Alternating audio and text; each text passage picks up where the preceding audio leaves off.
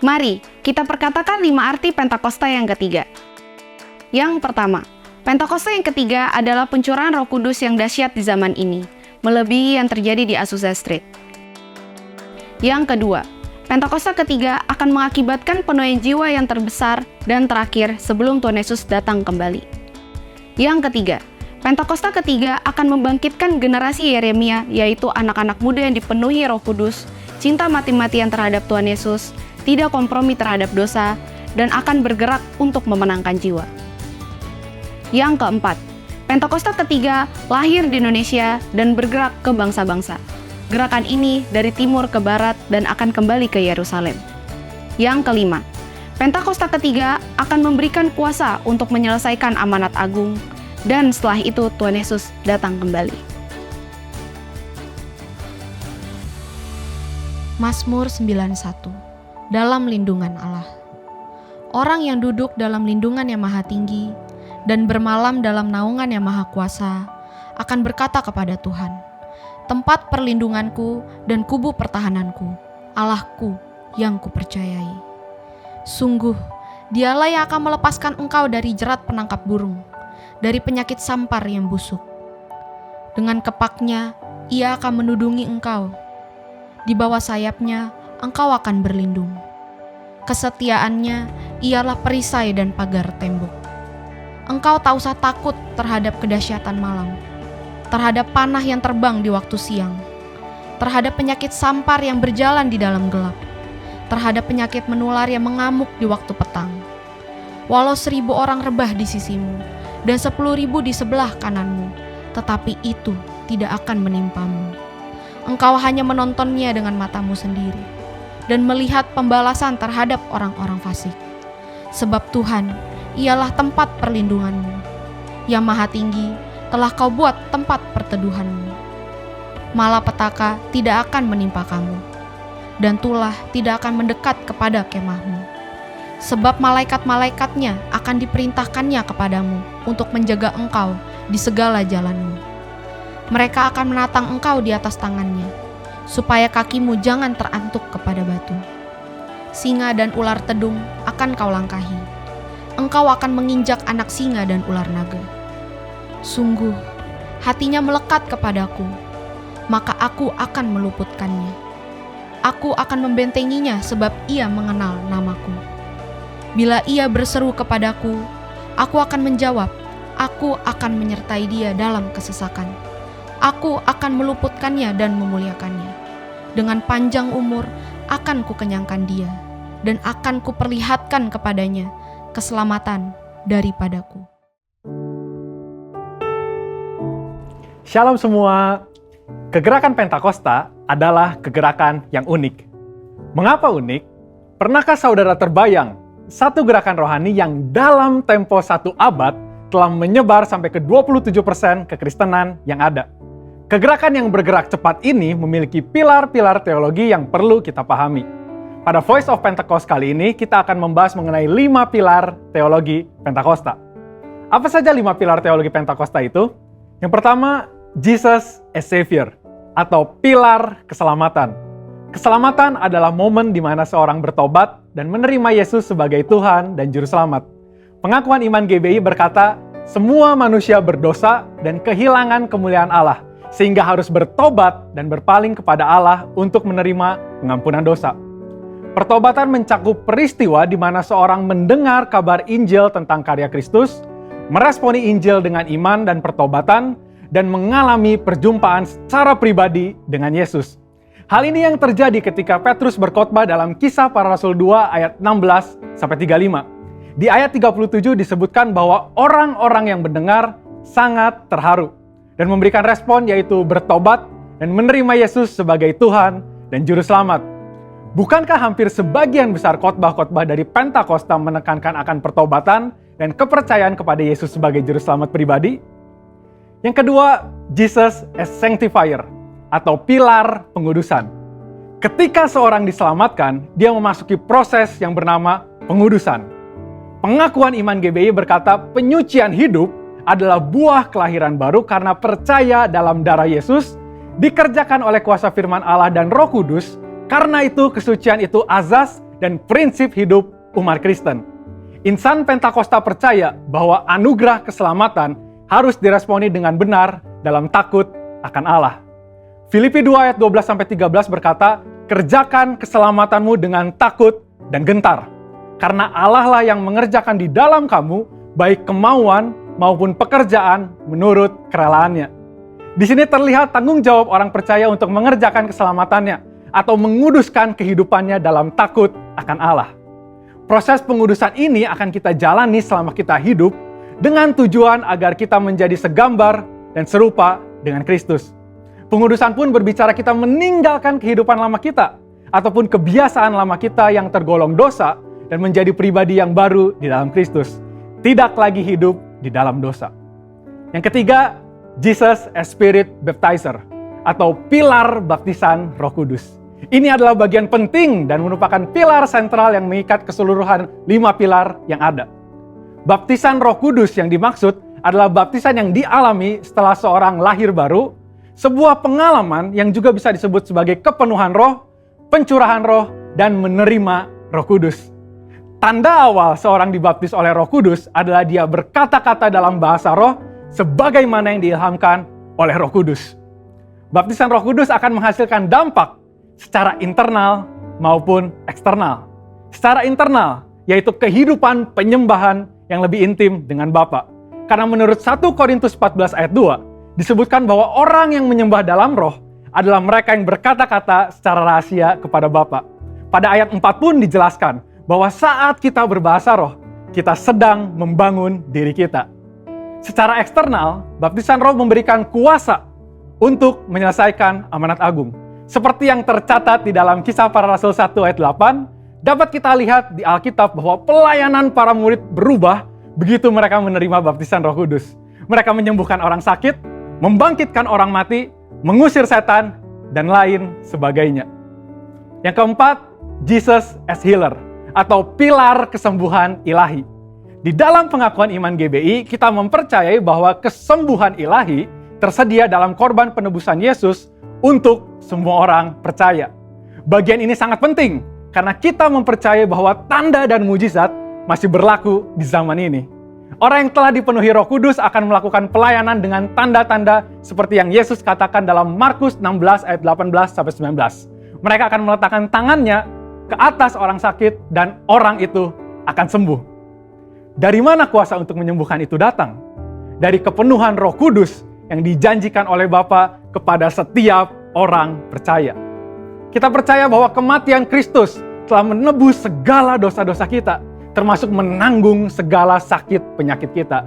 Yesaya 53 ayat 4a jelas berkata bahwa tetapi sesungguhnya penyakit kitalah yang ditanggungnya. Yang kelima, Jesus as soon coming King atau pilar kedatangan Yesus yang kedua dengan segera. Pilar terakhir ini dipandang sebagai motivasi dan semangat untuk menyelesaikan amanat agung, memberitakan Injil dengan kuasa Roh Kudus, serta hidup dalam kekudusan. Kita percaya bahwa Yesus akan datang kali yang kedua untuk menjemput kita dengan segera. Pengakuan iman GBI berkata, Tuhan Yesus Kristus akan turun dari sorga untuk membangkitkan semua umatnya yang telah mati dan mengangkat semua umatnya yang masih hidup, lalu bersama-sama bertemu dengan Dia di udara. Kemudian Ia akan datang kembali dan bersama orang kudusnya untuk mendirikan kerajaan 1000 tahun di bumi ini.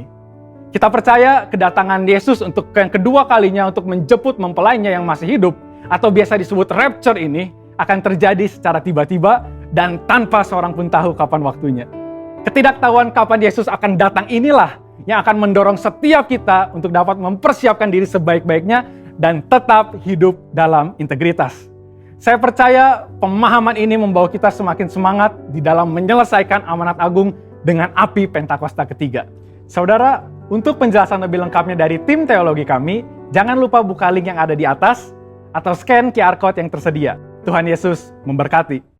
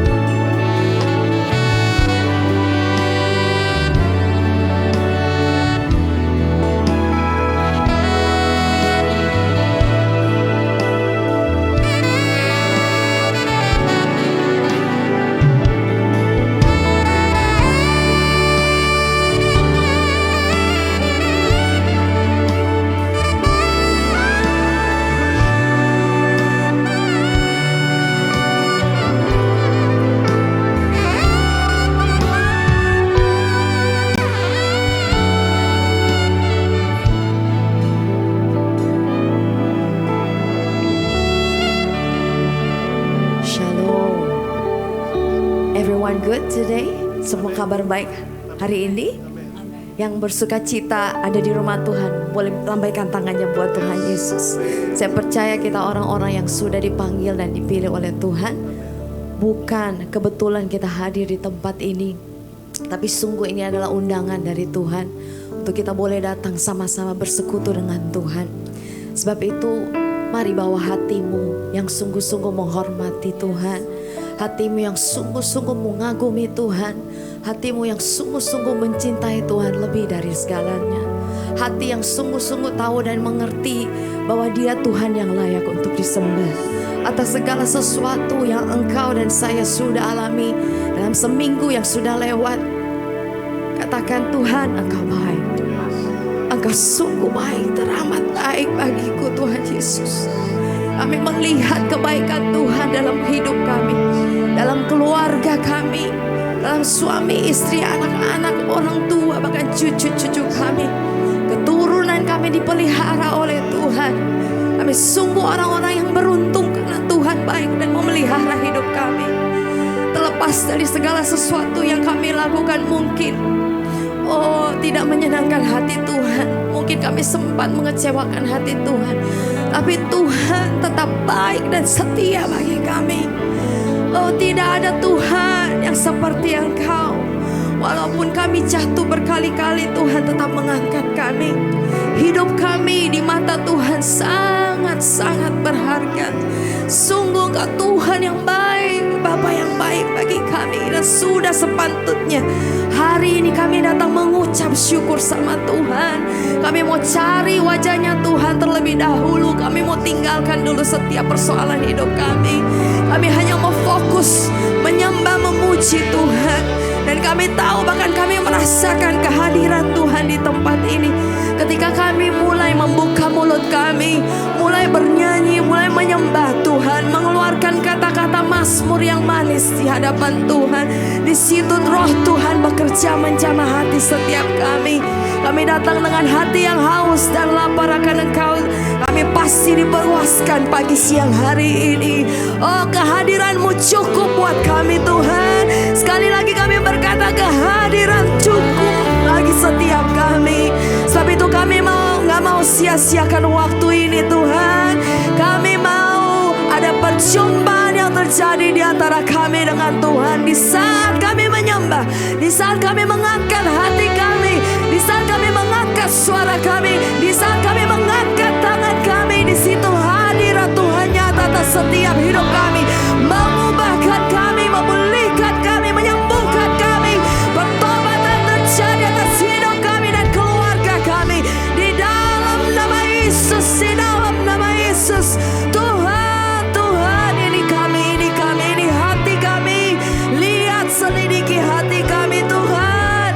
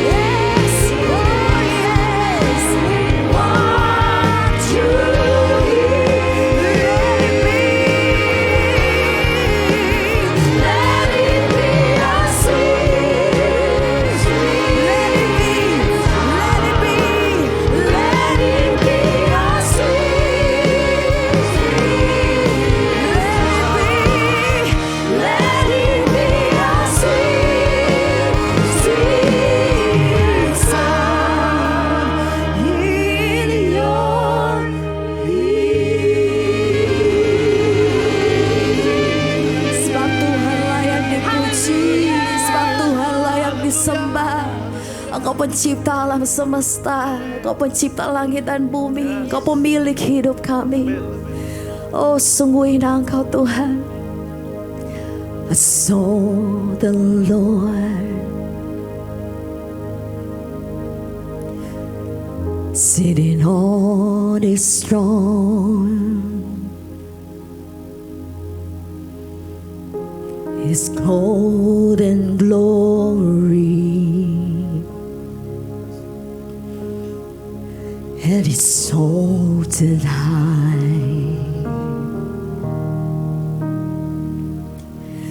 and the train of His throne fill the temple, and the angels circle around, and they cry,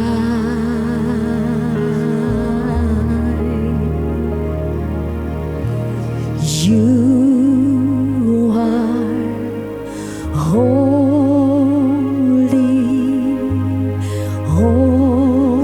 awesome, holy. You are holy, Lord of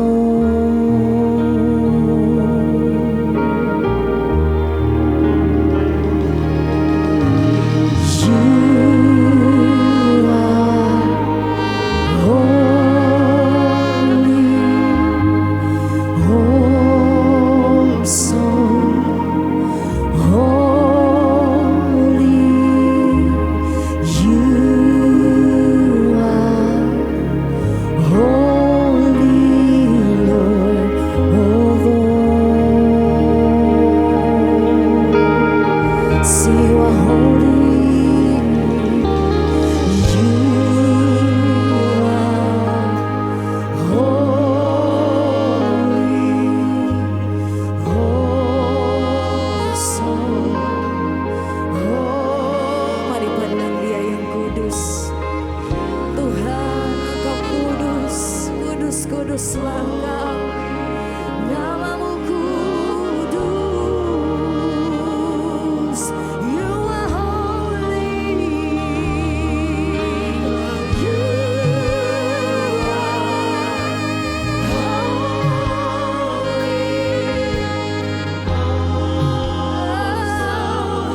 You are holy. You are holy, Lord.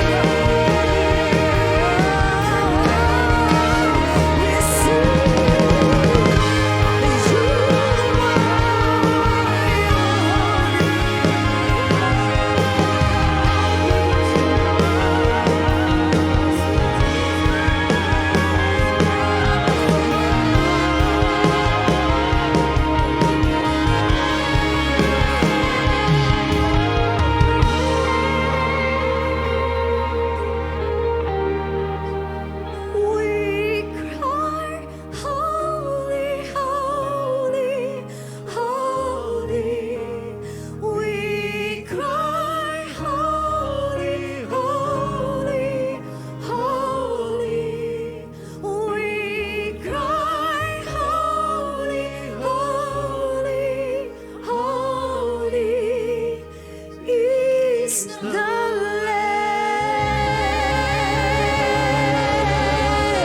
Sebab Tuhan Maha Besar dan layak dipuji. Kudus namanya, suci namanya. Engkau yang menghormati Tuhan yang hadir di tengah-tengah kita. Mari sama-sama katakan amin. Sekali lagi katakan amin. Serahkan haleluya. Coba lihat kiri kanan Bapak Ibu. Siap gak mereka untuk memuji Tuhan lebih lagi? Yang siap memuji Tuhan lebih lagi, boleh berikan tepuk tangan sorak-sorak buat Tuhan Yesus. Haleluya. Rohmu berkuasa atas setiap kami Tuhan. Hey, amin. Bebaskan jiwamu, bebaskan rohmu untuk memuji Tuhan sehari.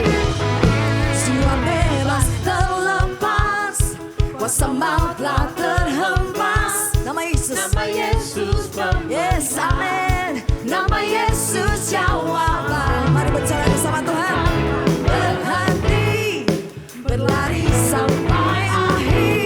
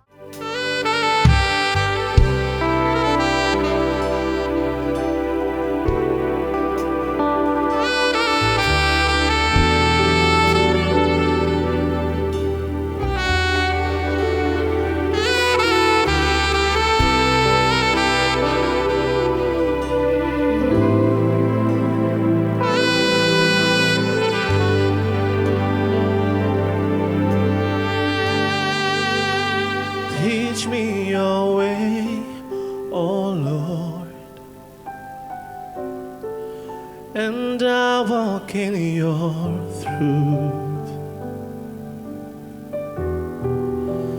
Give me an undivided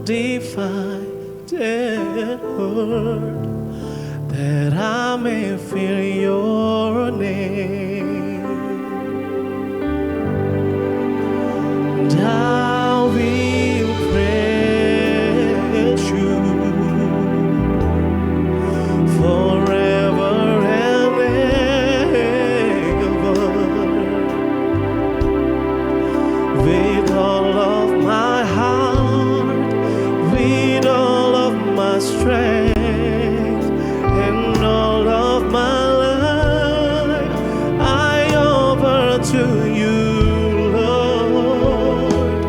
Let your will be done in my life.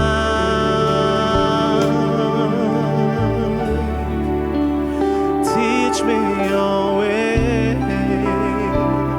Oh, teach me your way. Bersama-sama dengan pujian, katakan ajaranku Tuhan. Jalan dalam terang-Mu, beriku hati, berikan ku hati yang teguh, mengasihi-Mu. Ajarku Tuhan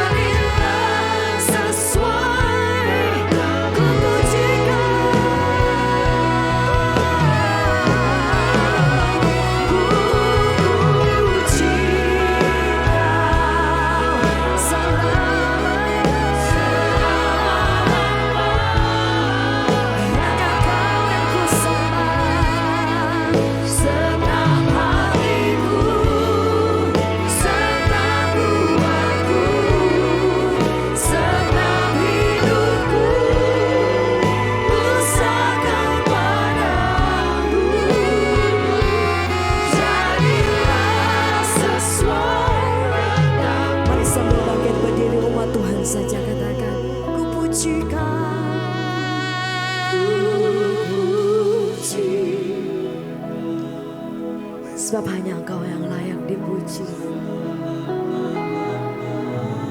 Untuk selamanya. Oh, katakan kepada Tuhan, segenap hatiku, segenap kuatku, bahkan seluruh hidupku milik-Mu Tuhan. Jadilah kehendak-Mu atas setiap kami. Mari sekali lagi dengan lembut katakan, oh, ku puji Kau selama-lama. Biar Engkau mendapati ada pujian dalam hati kami untuk-Mu Tuhan. Oh ya Rabbashanda Karama. Amin, amin. Engkau sumber kekuatan dan sukacita dalam hidup kami Tuhan.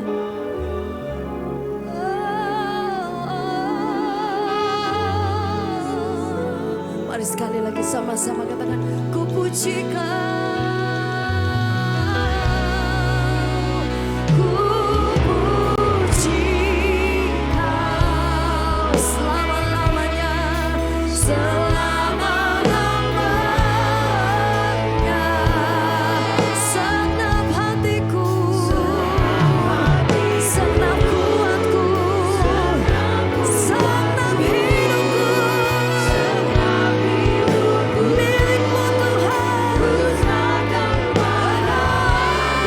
Hanya untuk-Mu, sesuai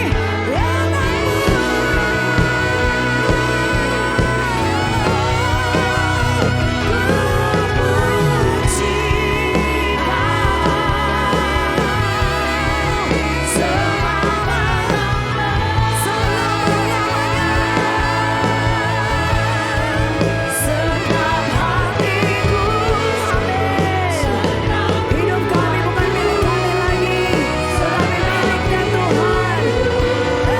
Karena kami serahkan hanya, jadilah sesuai.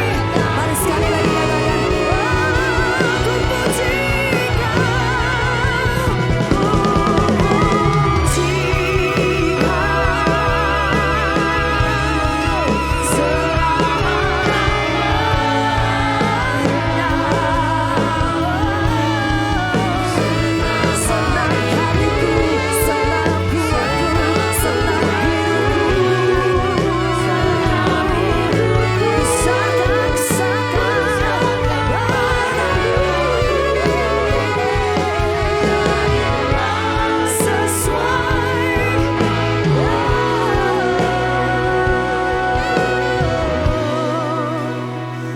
ajar aku,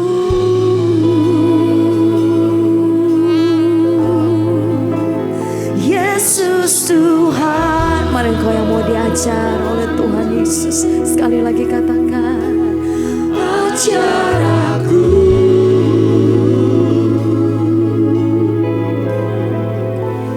Yesus Tuhan.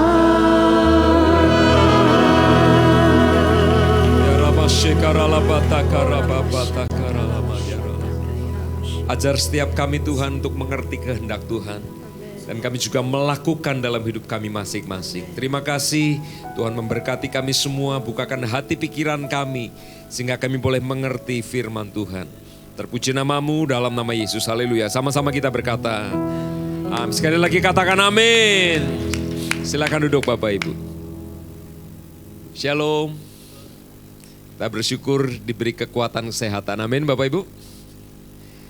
Hadir di tempat ini, Anda sehat, itu kemurahan Tuhan yang luar biasa dan kita perlu bersyukur. Juga yang kedua, saya berterima kasih pada Pak Samuel, Pak Dio dan seluruh tim pengembalaan yang boleh mengizinkan saya dari tempat ini. Nama saya Rudi Darmawan, tadi sudah didoakan, terima kasih yang berdoa. Mari Bapak Ibu yang dikasih Tuhan, hari ini saya ingin menyampaikan sesuatu yang mungkin sangat basic ya, sangat dasar saudara. Sangat simpel juga menurut saya ya.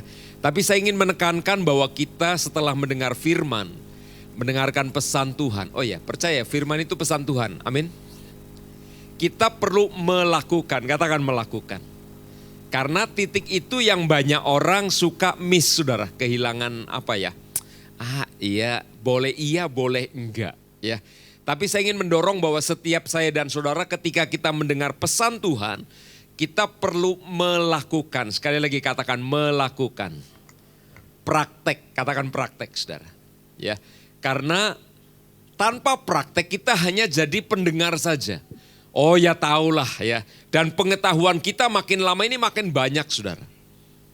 Boleh saya tes ya, jemaat di sini kayaknya udah ngerti ini. Yang bikin bahtera siapa namanya Bapak Ibu? Tahu ya, Nuh ya. Kalau yang masuk perut ikan siapa itu ya? Kalau ikan masuk perut siapa di Alkitab ya? Kalau yang naik pohon ara itu Stefanus apa Filipus? Oh iya. Bukan Fili. Sakeus sih. Oke, mari buka Matius pasal yang ke-9, saudara, ayat 9. Temanya sederhana, membawa kepada Yesus. Sederhana sekali ya Bapak Ibu. Tapi mari kita belajar dan kita mau praktekkan itu dalam hidup kita. Matius 9 ayat 9 kita baca sama-sama atau bergantian sampai ayat 13. Setelah Yesus pergi dari situ, ia melihat seorang bernama Matius duduk di rumah cukai, lalu ia berkata kepadanya, ikutlah aku. Maka berdirilah Matius lalu mengikut dia. Ayat 10.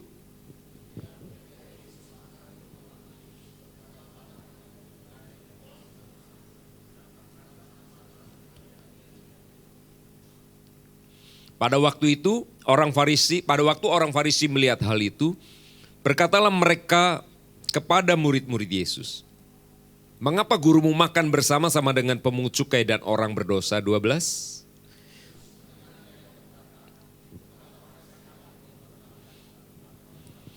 Jadi pergilah dan pelajarilah arti firman ini. Yang ku kehendaki ialah apa? Belas kasihan dan bukan persembahan. Karena aku datang bukan untuk memanggil orang benar, melainkan orang berdosa. Nah, kenapa saya menekankan praktek, saudara? Atau kita perlu melakukan firman? Karena secara secara pengetahuan Anda sudah tahu termasuk ayat ini. Ya. Bahkan kalau Anda adalah pengkhotbah di KUL, di kaum muda, di ibadah umum barangkali, Anda sudah pernah mengkhotbahkan ini. Ya. Jadi bagaimana saya mempraktekkan firman. Dan inilah cara kita memandang firman, saudara. Nanti Anda baca secara pribadi ya. Tiap hari baca Alkitab? Tiap hari baca Alkitab. Puji Tuhan, ada 17 orang yang bilang amin ya. Baca Alkitab. Nah, ketika kita baca, kita percaya itu adalah pesan Tuhan. Jadi pesan Tuhan harus dipraktekkan ya. Nah, untuk praktek kadang-kadang Anda suka lupa. Apa yang mesti saya praktekkan? Nah, saya sarankan catatlah khotbah. Siapa tahu Anda dapat rema, catatlah itu dan praktekkanlah itu ya. Yesus pergi dari situ, pergi dari mana? Yesus pergi dari sebuah rumah di mana Yesus baru menyembuhkan satu orang lumpuh yang dibawa oleh 4 temannya, saudara. Ya, Anda tahu ceritanya, saudara. Yesus baru pergi dari rumah itu. Orang lumpuh ini dibawa kepada Yesus. Di pintu banyak orang, lalu mereka harus bongkar apa itu? Atap. Tahu cerita itu ya, saudara? Ya, Anda bisa bayangin orang lumpuh lagi susah begitu mau masuk. Rumah di mana Yesus ada penuh dengan orang. Ya, saya rasa mereka minta izin lalu naik ke atap lalu menurunkan. Lalu Yesus ketemu sama orang lumpuh itu dan disembuhkan. Nah, setelah itu Yesus dikatakan melewati satu rumah namanya rumah cukai. Kalau sekarang kira-kira kantor pajak. Lalu melihat seorang bernama Matius duduk di rumah cukai, lalu Yesus berkata, ikutlah aku. Lalu maka berdirilah Matius lalu mengikut dia. Bapak Ibu sekali lagi, firman yang Yesus sampaikan kepada siapapun. Yesus, saya pakai kata menuntut untuk diikuti. Matius lagi duduk, saudara. Lalu Yesus lewat, mungkin lewat jendelanya kelihatan. Matius menatap Yesus, Yesus menatap Matius, saudara. Lalu Yesus berkata, come follow me. Ya. Lalu Matius bangkit dan mengikut Yesus karena itu yang Yesus perintahkan. Termasuk kita, saudara. Ya, ketika kita mendengar khotbah, berubah. Dan saya percaya di gereja ini Anda mendapatkan makanan-makanan rohani yang menurut saya terbaik, saudara. Ya, pendeta-pendeta yang dipanggil oleh Pak Samuel, saudara. Nah, tapi persoalannya bukan seberapa baik seorang pendeta menyampaikan firman. Persoalannya adalah setelah firman itu Anda dengar, Anda kerjakan apa tidak. Itu dia, saudara. Kalau kita hanya mengumpulkan bahan-bahan khotbah yang baik, apalagi kalau kita dengar lalu kemudian makan bebek kepedesan dan semuanya hilang, saudara, gara-gara. Maka itu firman seperti diambil oleh si jahat. Ya. Seperti benih yang dipatuk oleh iblis. Karena Tuhan memaksudkan, saudara, firman itu benih yang jatuh di tanah yang baik lalu bertumbuh.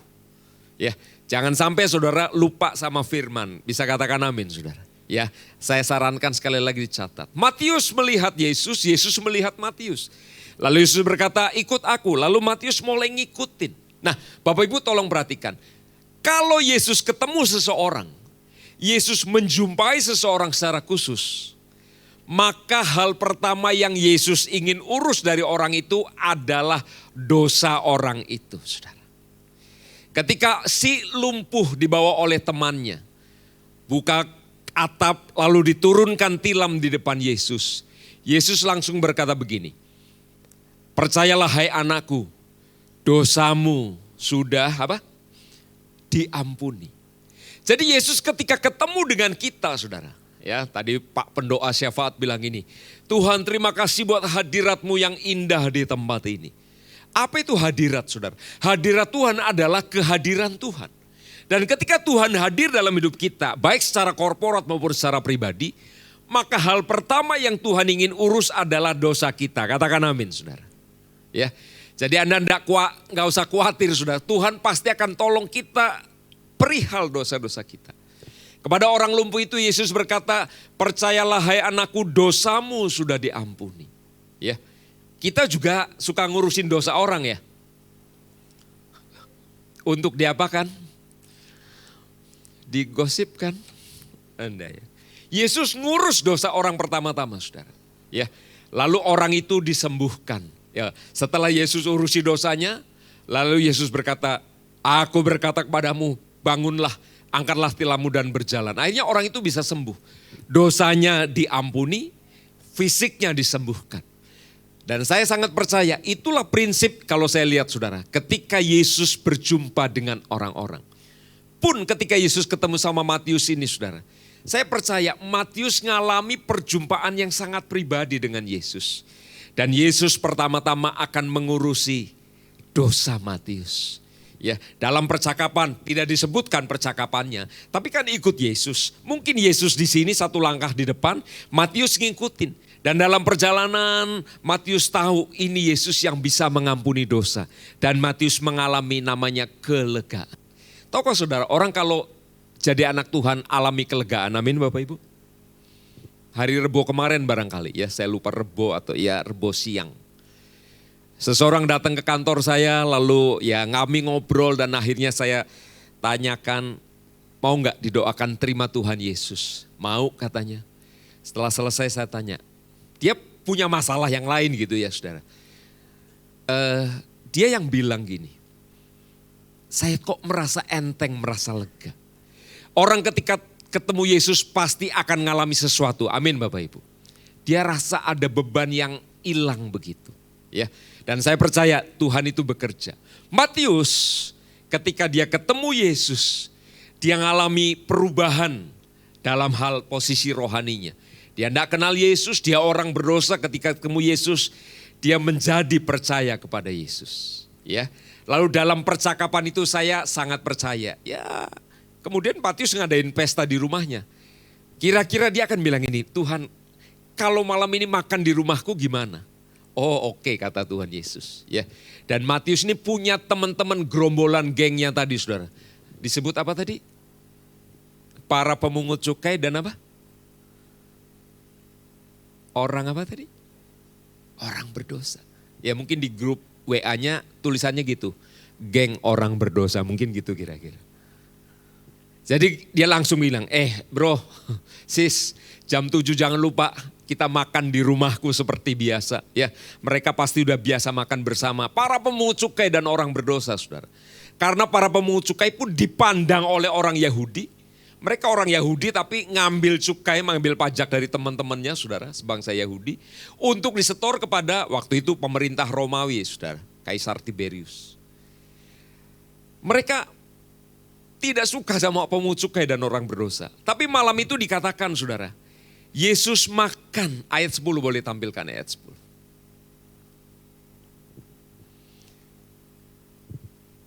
Kemudian Yesus makan di rumah Matius, datanglah apa? Banyak pemungut cukai dan orang berdosa. Dan makan bersama-sama dengan Yesus. Bapak Ibu, tema kita adalah membawa kepada Yesus. Dan saya ingin soroti seorang bernama Matius ini. Lihat, dia sudah ketemu Yesus.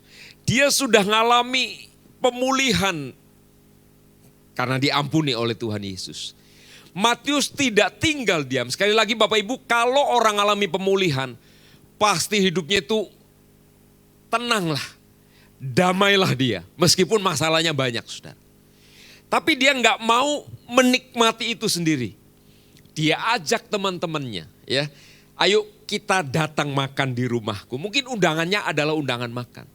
Tapi apa yang dia lakukan? Dia sedang membawa teman-temannya ini untuk berjumpa dengan Tuhan Yesus. Katakan amin, saudara.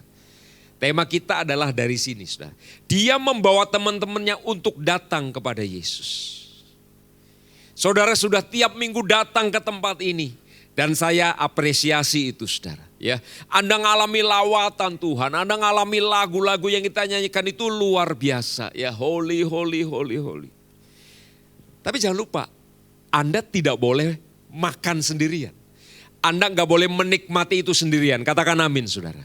Ada teman saudara yang juga membutuhkan Yesus. Ya, mungkin yang masih muda, Anda punya teman kuliah yang lagi susah, lagi stres, susah bayar uang kuliah.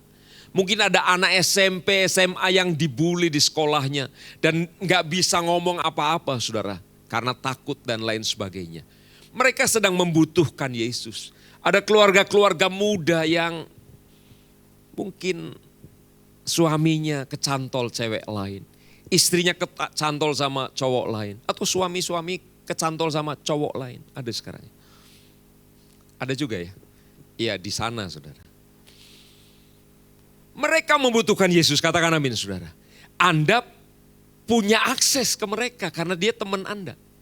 Anda punya akses kepada Yesus karena sudah diselamatkan. Tapi dia tidak punya akses sama Tuhan. Maka jawabannya adalah ajak mereka makan malam, amin. Pertemukan mereka dengan Yesus, katakan amin, saudara.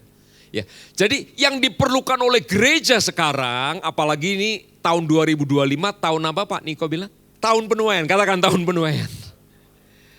Ketika dicanangkan tahun penuaian, lalu Anda juga dengar Pentakosta ketiga gitu ya. Kita menyatakan Pentakosta ketiga ada 5 butir itu, kita ngomong itu, saudara. Tapi prakteknya gimana? Nah, prakteknya hari ini, saudara. Bawa orang-orang kepada Yesus, katakan amin, saudara. Ya, mari Anda dalam hidup masing-masing bawa teman-teman Anda yang berdosa. Teman-teman Anda itu bawa kepada Yesus. Katakan amin, saudara. Pak, gimana caranya, Pak? Satu cara yang Matius sudah berikan ini, saudara. Ya, Matius ajak teman-temannya makan malam. Lalu pertemukan mereka dengan Yesus. Katakan amin, saudara. Sekarang variasinya banyak. Makan, ngopi, apalagi tuh. Nonton bareng. Pokoknya Anda bisa lakukan semua upaya untuk mempertemukan orang dengan Yesus. Pak, siapa yang saya harus ketemuin orang sama Yesus yang membutuhkan Yesus? Teman-teman kita masih membutuhkan mereka, amin. Mungkin keluarga besar kita juga membutuhkan Yesus, saudara. Dan mereka selama ini tidak tahu apa yang harus dikerjakan. Punya duit, punya segalanya, tapi hatinya kosong. Ya, hari ini biar Anda menemukan cara, mintalah hikmat dari Tuhan secara khusus, saudara. Apa yang bisa kita lakukan untuk membawa orang ini kepada Yesus? Pak, orangnya nggak mau dibawa kepada Yesus. Oke, kalau begitu Yesusnya kita bawa kepada orang itu. Amin. Gimana cara bawa Yesus kepada seseorang? Ya bisa. bawa nama Yesus kepada orang itu. Ya, saya melihat ada yang tinggal di Metro Permata, perumahan, saudara, saya tinggal di Metro Permata. Saya doakan tetangga satu gang saya, Tuhan tolong si A, si B, si C, ya yang saya kenal namanya saya doakan. Supaya mereka kenal Yesus, itu yang pertama yang saya lakukan, saudara. Bertahun-tahun, gimana caranya yang susah ngomongnya tentang Yesus. Satu hari ada tetangga kami yang mengalami kecelakaan motor. Jatuh dari motor, tulangnya ada yang lepas lah, ada masalah. Lalu istri saya bilang ini, si itu denger-denger jatuh. Saya bilang ini, coba tawarin doa. Ini bukan orang Kristen, tahu Kristen? Dia bukan orang Kristen, saudara-saudara. Coba tawarin doa. Kebetulan, kebetulan kadang-kadang Tuhan pertemukan itu, saudara. Pas orang itu lagi di depan rumahnya, istri saya di depan rumah, akhirnya ngomong, Ci, gini gono. Iya Ci, terus bilangin, Ci mau nggak kami doakan? Boleh katanya. Ya, jadi istri saya panggil, kasih saya kode, Pak dia mau didoakan. Ya, akhirnya kami datang, jadi kami bertiga kami doakan supaya ibu ini bisa ngalami kesembuhan. Bapak Ibu yang dikasih Tuhan, kadang-kadang kita nggak tahu caranya bagaimana bawa orang pada Yesus. Tapi kita bisa bawa Yesus dalam tanda kutip kepada orang-orang yang belum kenal dia. Katakan amin, saudara. Bisa melakukan itu? Bisa enggak? Ini mesti dimarahin dulu ya, diancam dulu ya. Ayo lakukan, bawa orang sama Tuhan Yesus. Amin Bapak Ibu, sesuai dengan tema kita. Pak saya nggak punya duit untuk mentraktir orang sebanyak Matius. Memang Matius ini orang kaya sudah. Pegawai pajak dari dulu sampai sekarang memang orang-orang kaya, betul ya? Ini belum kepalanya, nanti kepalanya namanya Zakheus di kota Yeriko. Wah itu luar biasa saudara. Tapi ketika Matius ikut Yesus, dia bawa rombongannya kepada Yesus. Dan ingat ketika Yesus ketemu sama seseorang, saya sangat percaya pasti Yesus akan ngomong saudara. Yesus akan bicara.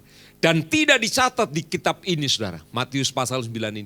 Berapa banyak orang berdosa yang malam itu percaya dan diampuni oleh Tuhan Yesus. Tapi saya sangat percaya, kan orang komennya begini saudara. Kenapa gurumu makan?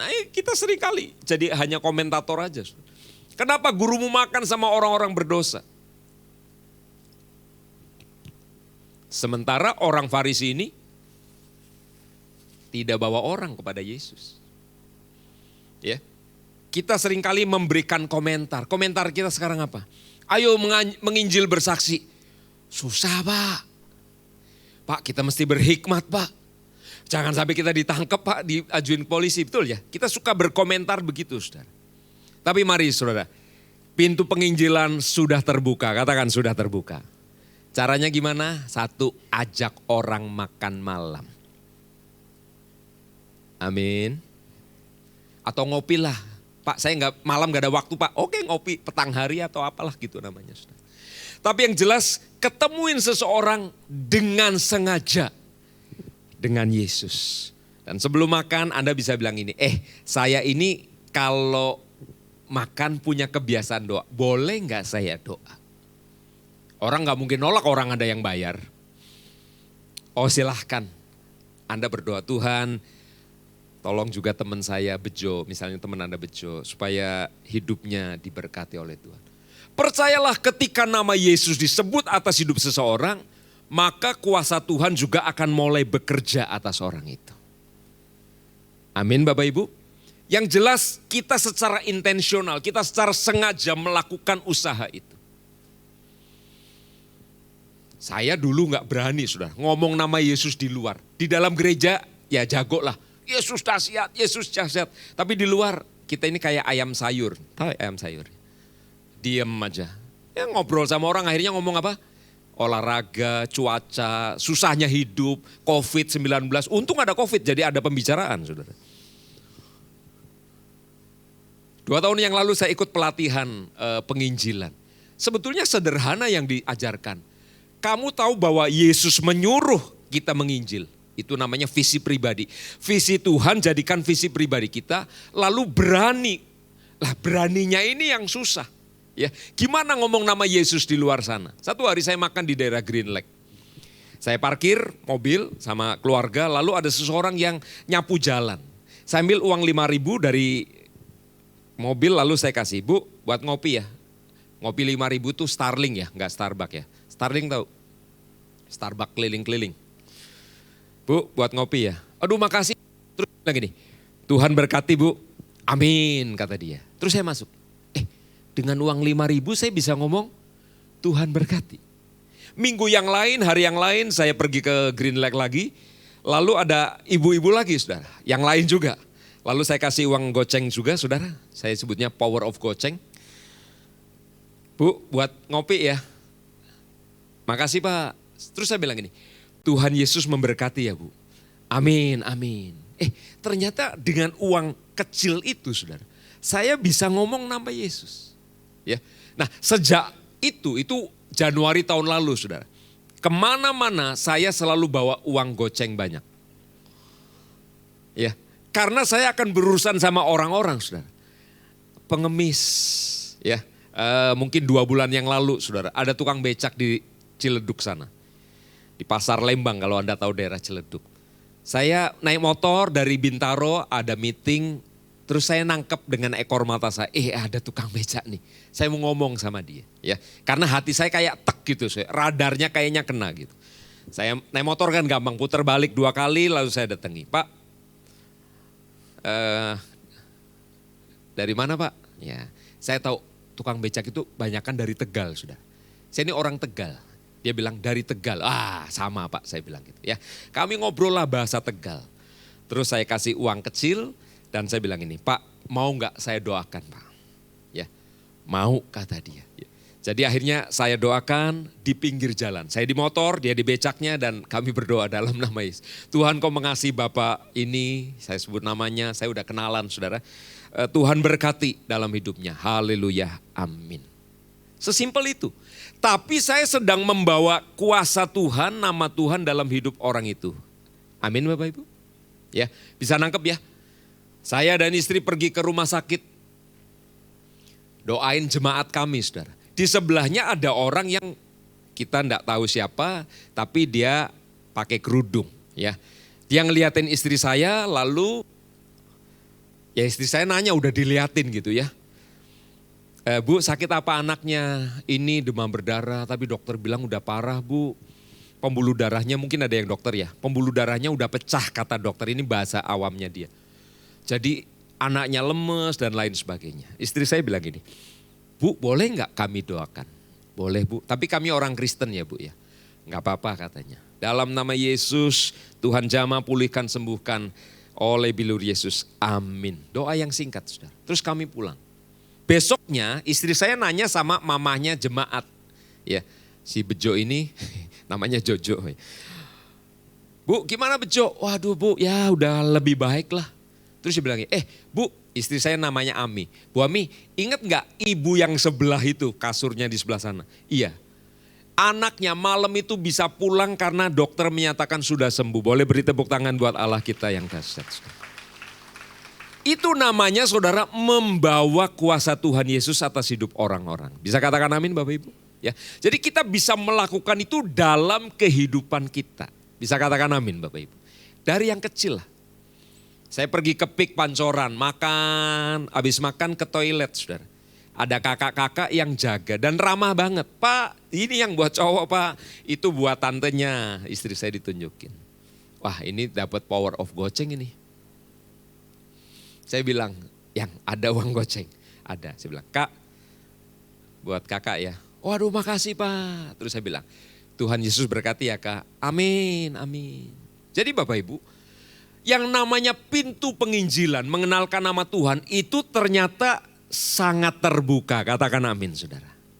Ya, yang diperlukan apa? Seperti Matius ini, yang penting Anda secara sengaja. Tuhan, kalau doa pagi nih. Tuhan pertemukan saya dengan orang yang mau dengar nama Yesus. Ya. Satu hari saya ada pelayanan ke Jawa Tengah saudara. Naik kereta. Dari rumah naik Grab ya dalam perjalanan ya ceritalah sama Pak sopirnya masih muda umur 35. Lulusan pesantren beliau ini. Bisa ngatur duit, punya rumah di Tangerang. dan punya mobil yang dia kendarain sendiri. Berarti cukup oke ngatur duitnya. Saya bilang ini, kita harus ngandelin Tuhan ya Pak ya. Oh iya Pak, saya doa 5 kali sehari. Kalau anak Tuhan di sini doa berapa kali sehari? 3 kali ya, doa pagi, makan siang. Terus saya bilang ini, iya ini kayak istri saya bilang. Istri saya ini Pak sakit matanya ya. Dan sudah ke JEC 3 kali, dokter bilang gak bisa disembuhin. Karena penglihatannya geser 1 derajat Bapak Ibu. Jadi kalau lihat orang tuh tampak 2. Supaya 1 dia harus miring. Gak mungkin orang miring terus saudara. Udah ke dokter 3 kali, JEC Kedoya situ. Dan akhirnya dokter bilang, Bu ada pergeseran tapi kita gak bisa apa-apain. Ya. Kalau ibu mau lihat dengan ini ya tutup pakai iPad gitu. Tutup kayak bajak laut. Ya gak mungkin pakai itu juga. Ya kami cuma bisa berdoa. Tuhan tolong, Tuhan tolong. Dan beberapa bulan kemudian beres. Tuhan sembuhkan saudara. Waktu dia lagi setir, loh kok sudah sehat. Boleh beri tepuk tangan buat Allah kita saudara. Jadi itu yang saya ceritakan sama si Pak sopir tadi. Ya anak muda tadi. Udah selesai itu Pak, Tuhan sembuhkan istri saya. Nyampelah di Gambir saudara. Ya. Jadi begini Bapak Ibu. Kita bisa bawa orang pada Tuhan Yesus, katakan amin. Kita bisa bawa Tuhan Yesus pada orang-orang, katakan amin juga saudara. Ya, gimana caranya Pak? Bawa nama Yesus. Anda sekedar berkati orang dan katakan Tuhan Yesus memberkati. Ya, katakan Tuhan Yesus memberkati, Tuhan memberkati. Pak saya masih takut Pak, oke lah apa gitu. Tapi yang jelas bawa nama Yesus. Yang kedua, Anda bisa bawa kasih Tuhan Yesus. Amin Bapak Ibu. Orang lagi susah kalau ditolong pasti mereka akan berterima kasih. Dan sekali lagi lakukan dengan sengaja. Yang ketiga, bawa kuasa Tuhan Yesus. Ketika Anda melakukan dengan sengaja, Pak nanti saya ditangkap gimana? Lah orang nolong orang kok ditangkap. Amin ya. Satu kali saya pulang dari Halmahera, Maluku Utara saudara. Penerbangan 3 jam 20 menit ke CGK Cengkareng. Ngobrol, rupanya 2 teman saya ini adalah interpreter orang berbahasa Mandarin di pertambangan nikel di Halmahera. Dia tunjukin foto, excite gitu ya, cerita. Saya juga menunjukkan minat gitu. Lalu saya mulai cerita, istri saya ditolong Tuhan.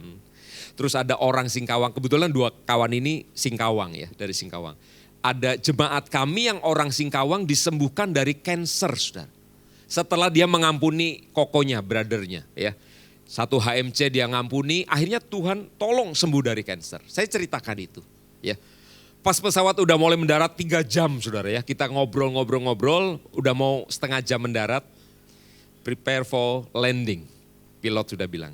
Saya dari dalam hati Tuhan gimana ya supaya orang ini kenal Tuhan Yesus. Saya udah cerita dari tadi. Terus saya bilang ini, Jack, namanya Jackie.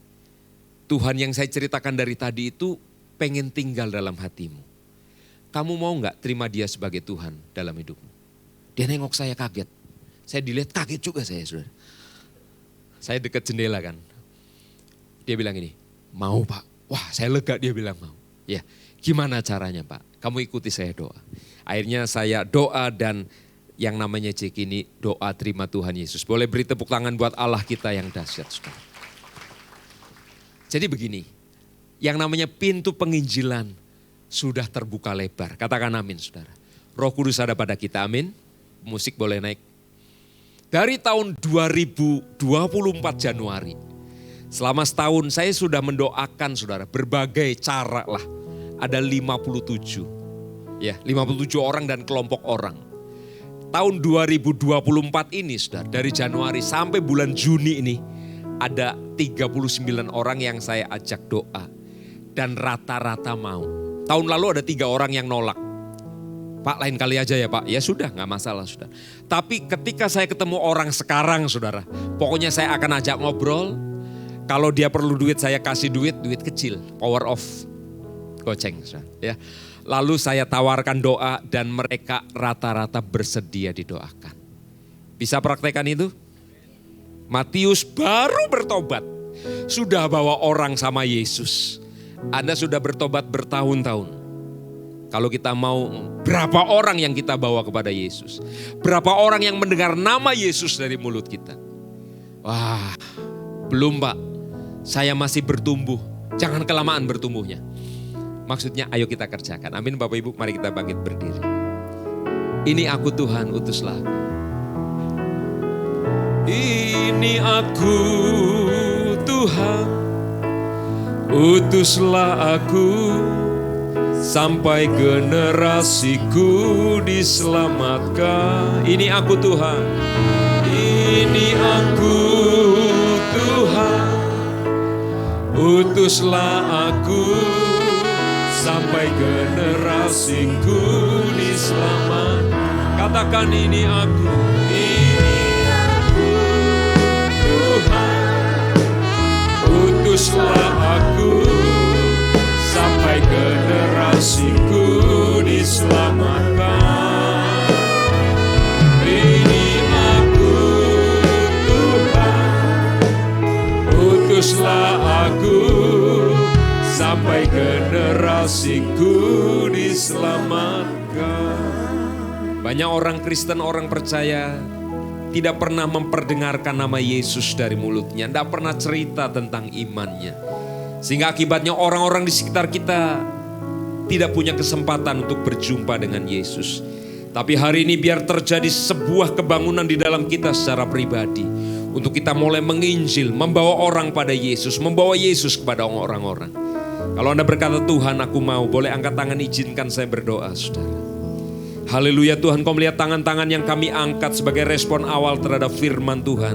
Biar kami menjadi orang-orang yang membawa Yesus kepada banyak orang dan membawa orang kepada Yesus. Sehingga mereka juga boleh mengenal keselamatan, hidupnya diampuni, dan banyak orang boleh percaya kepada Tuhan. Pakai gerejamu Tuhan di tempat ini. Nama Tuhan dimuliakan. Dalam nama Yesus, haleluya. Sama-sama berkata, amin. Amin. Silakan duduk kembali Bapak Ibu.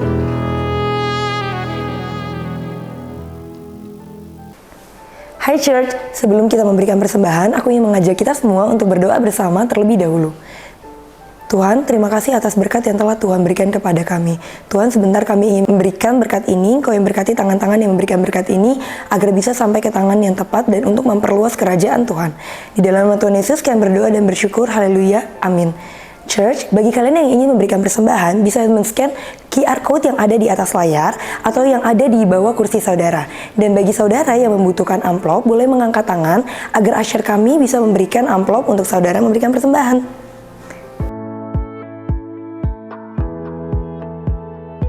Hai Church, berikut adalah pengumuman di Puri Intergen Church di minggu ini.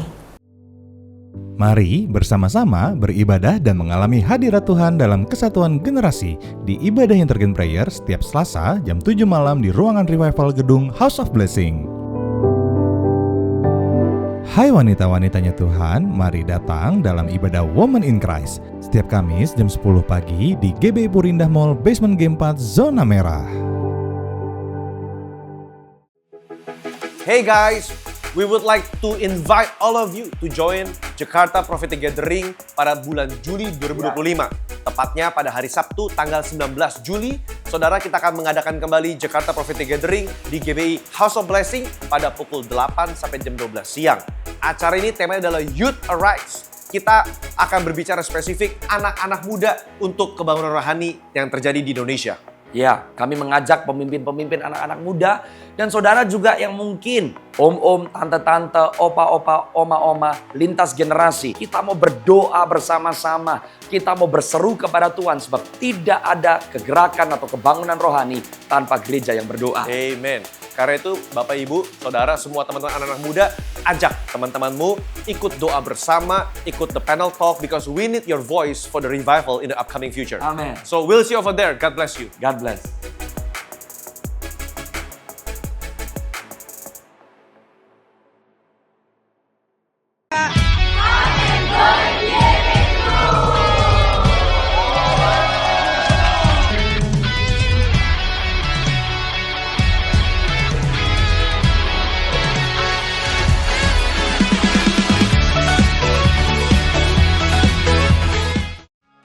Di Cool itu kita saling caring. Waktu zaman COVID itu saling jaga tuh kemarin, kita kirim obat, kirim makanan, dan kita saling mendoakan. Sungguh waktu kita ngalamin itu sungguh berat sih. Tapi dengan adanya komunitas ini kita dapat melaluinya dengan baik. Puri Intergencers mengadakan Cool Campaign, sebuah komunitas yang otentik untuk bertumbuh lebih dalam. Daftarkan diri saudara dalam Cool Campaign ini selama 4 minggu ke depan, tanggal 20 Juli, 27 Juli, 3 Agustus, dan 10 Agustus 2025.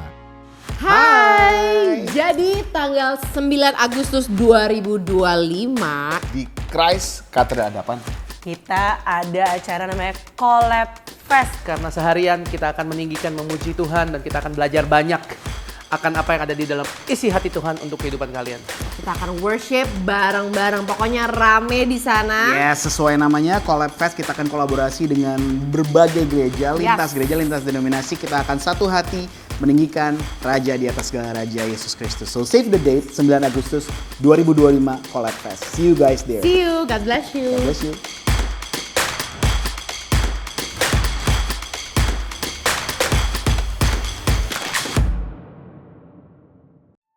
Demikian pengumuman kami di minggu ini. Bagi saudara yang membutuhkan informasi yang lebih lanjut, bisa menghubungi helpdesk yang ada di depan atau follow sosial media kami untuk informasi terbaru. See you next week and God bless you. Saya undang kita bangkit berdiri untuk mengakhiri ibadah siang hari ini dengan doa berkat. Mari kita tundukkan hati dan angkat kedua tangan kita.